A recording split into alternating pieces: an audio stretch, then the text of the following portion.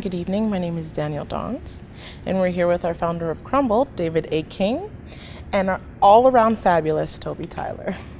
How are you guys tonight? Good, thank you. That's good. Okay, so as we all know, Crumble is about destroying the old and rebuilding the new. So our theme is purpose, but tonight our topic is barriers. So I'm going to ask you guys, what do you find is a barrier for you when it concerns your purpose? And please give a little description about yourself at the same time.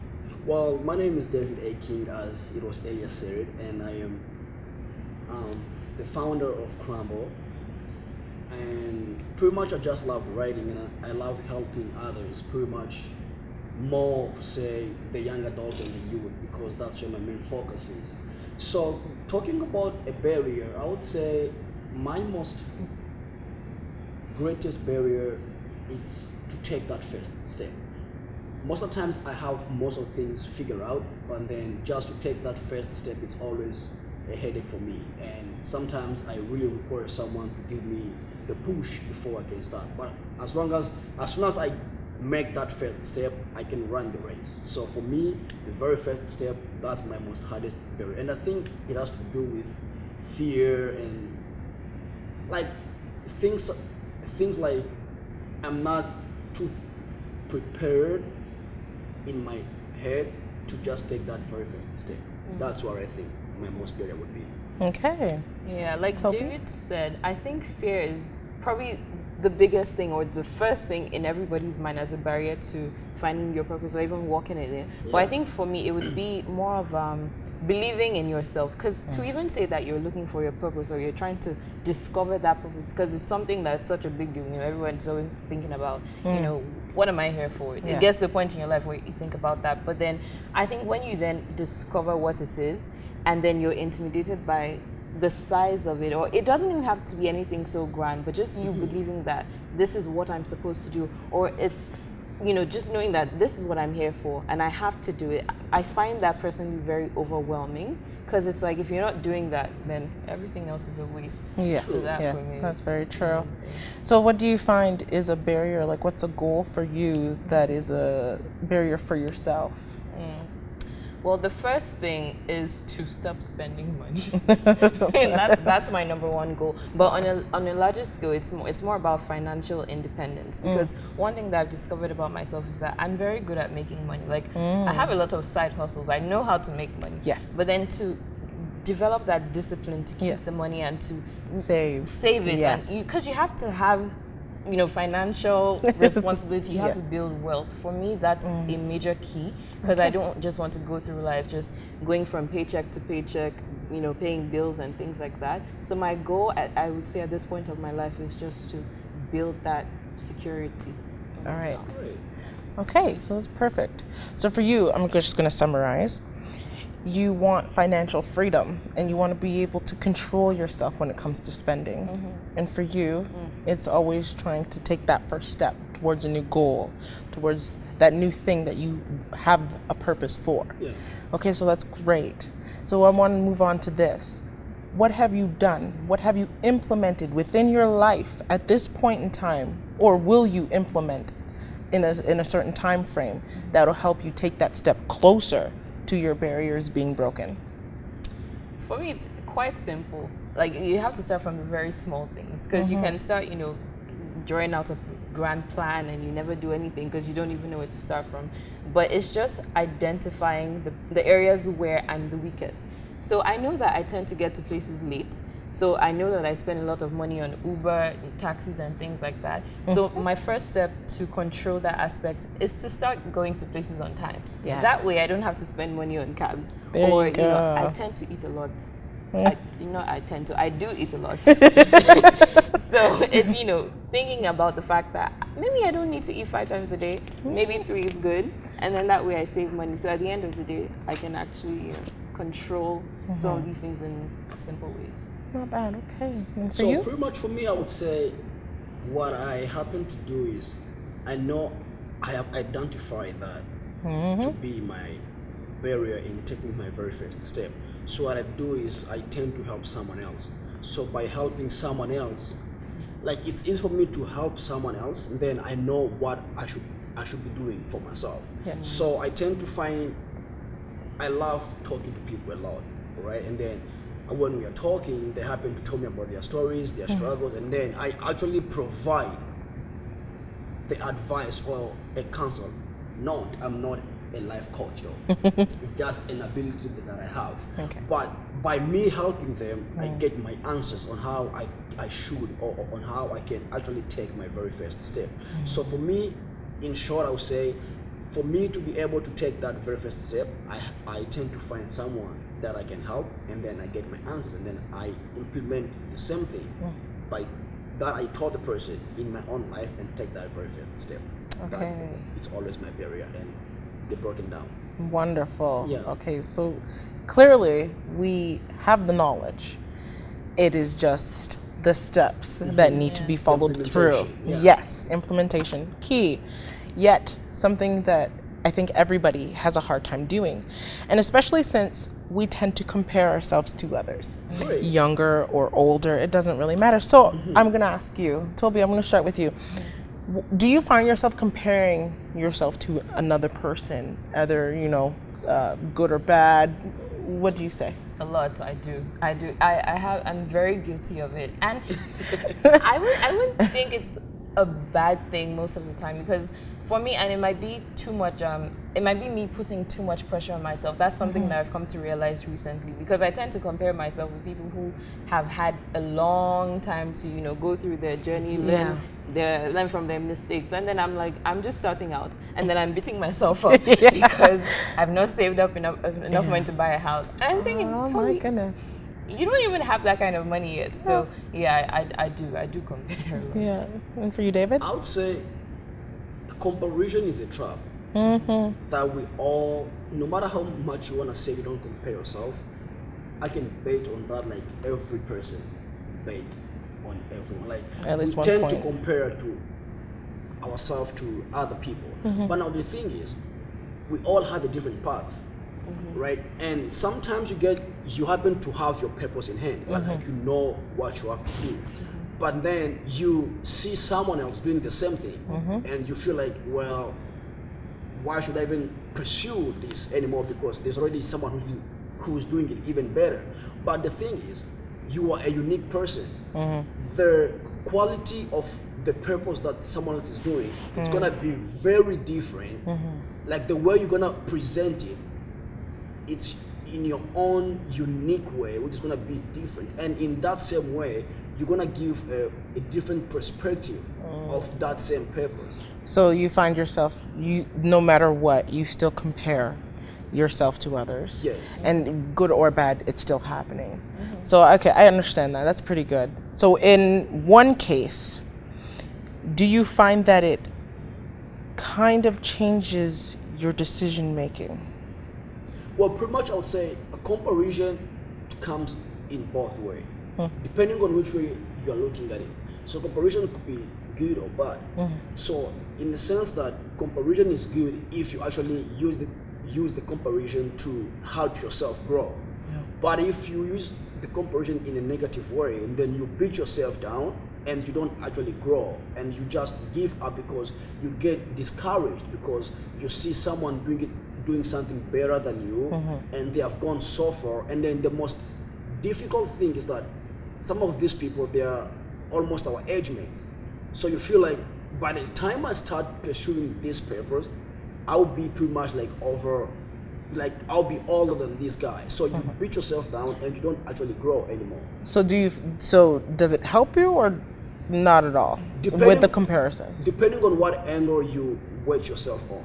Because for me, I feel like comparison, it's both ways. But depending on where... It's like a 50-50. Yeah, Yeah. 50-50. And then you have to choose which one you want to take. Okay. Right? So, yeah, that's So what I'm saying. do you find that with yourself? Yeah, I do make a lot of changes based on comparisons, and in my case, I think I tend to inclined to the good side of comparison because I will use an example. So right now I work with a radio station on Western's campus. So I'm a show host. CHRW? Yes, CHRW. And one of my big, I wouldn't call her an idol, but someone I really admire is Toke Makinwa. She's a Nigerian OAP. Yes. So I tend to compare myself a lot to her in the sense that, okay, what stage is she in her own journey? What have I learned from the things that she's done? How can I kind of tweak my package to you find that this like helps that. you. Exactly, Comparing yourself to her or helps you. even Yes. comparing to people who might be in the same stage as me in the whole CHRW thing, like other show hosts. For example, I'm thinking, how do they do their thing? How do I do mine? Initially, I thought it was a problem in the sense because my style of presentation is very different from what you would hear on the radio stations. Because I grew up listening to stations like BBC and things like that. So I have an idea of what I feel, good media is. Yes. And it's not always what is mainstream. So I find that kind of comparison helped me to really narrow in on what I'm good at, what I actually understand, and then I, just presented myself as a different package. And it was received quite well at the station, so. Oh, that's wonderful. I think it's good. So that's great. So the thing is, with the comparisons, we tend to do it no matter what we're doing. But what about with our parents? I find that parents have a different idea for you than you would have for yourself. True. So with your parents, so with your parents, and what do you think, does it help you when your parents encourage you on with your journey, or do they try to steer you in a different direction? Is it helping, David? With a parent, I want to be very careful because my dad and mom, they're watching. So I don't get in trouble with mom and Dad. But I would say with the parents, there's a saying that they say like, parents know the best and the parents they want the best out of you. That is very correct. But in the same sense, I feel like there are times that our parents they overthink on our behalf. Simply because they feel like we are their children, so they want to take that opportunity to actually think on our behalf sometimes. But you have to learn that the world has evolved and we have all this technology and we get to understand the world maybe better than our parents, right? So let's say I may want to be something that my parents do not approve or they are not happy with it, but they already had a vision and a picture of who they want me to become in the future without my consent. You know what I mean? But then because they're our parents, we have to find a very critical way to approach that, because if we don't, some parents, they get so offended and they might even disown you, and you don't want that to happen in your life, right? No. So with our parents I still believe they have the best Intentions? best intentions. Thank you. The best intentions for us, but we need to find a common ground that we both be happy at the end of the day. Because if I just want to go with what my parents say simply because they're my parent, but then never enjoy my job, then I haven't done anything to myself. I'm pleasing my parents, but I'm not doing anything to improve my personal life. So do you find that their advice, their encouragement, they support you, or is it actually a hindrance at times? Okay, personally speaking, right, that is watching. Personally speaking, I would say my parents, they helped me a lot in finding my purpose, right? Because first, to them, they don't look at my academics, they look at my natural talents. So, and thank God, my parents, like, they saw that at a very early age, and they started preparing me for that. So by the time I grew up and I said, I want to become this, they didn't dispute it. They only said, we know you can do it, but this is where you are talented. Yes. So it's up to you and them to decide whether you want to focus on what you feel you want to become in the future, or you want to focus on what we believe that you are naturally talented in. Okay. So either ways, I want to say their advice, it's legit and it's good, but at times they just get a little bit offside to the point that they forget that we also have our own mindset, desire, that kind of thing. What about you, Toby? Do you find that your parents help or kind of hinder? Yeah, I'll just go off what David said. So there's this proverb in my language, although I can't speak my language very well, but it says that what a child can see standing up, an elder, if the elder is sitting, it can see beyond that. So that if you bring that perspective when you're relating with your parents, you might have, all the exuberance and all the ideas that you think you want to be do. there. But Yeah. the truth is that our parents have been through these stages, even though maybe they didn't have the freedom to express some of these things, but they can see where different paths lead to. In my case, my parents, to a large extent, are very supportive. Yes. So my mom is the kind of person who would, she would say you can do whatever you want to do. And Yes. sometimes it annoys me because I just want someone to tell me, do this. So I know that I'm just doing that and I don't have to worry. But then they give me the freedom to just imagine whatever. But then they also always bring that that cautious side. Yeah. So then you're seeing it from two perspectives. You're seeing the possibility of Yeah. doing anything that you want to do. But then you're also, you have it at the back of your mind that this might end this way, this might end this way. So you're still cautious. Although I think the issue that I had, and Daddy, if you're watching this, you're the one. So it's always difficult trying to convince my dad to, go away from the mainstream things. And I don't even think that's a bad thing. I feel like it's helped me even build a stronger case for anything that I say that I want to do. Yes. Because I feel like if I have to prove it to you, then it means that I have to work harder at what I'm doing Yes. so you can finally accept it. That's perfect. That's wonderful.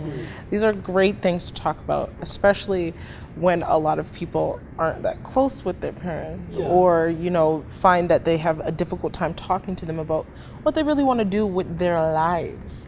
So again, as we're speaking about our lives and we're speaking about rebuilding them and molding them into what we want, with you, do you find that you're always looking towards perfection? Do you find that that is, again, another barrier to your goals? Do you take that leap of faith and convince yourself that it will be okay regardless of the struggle?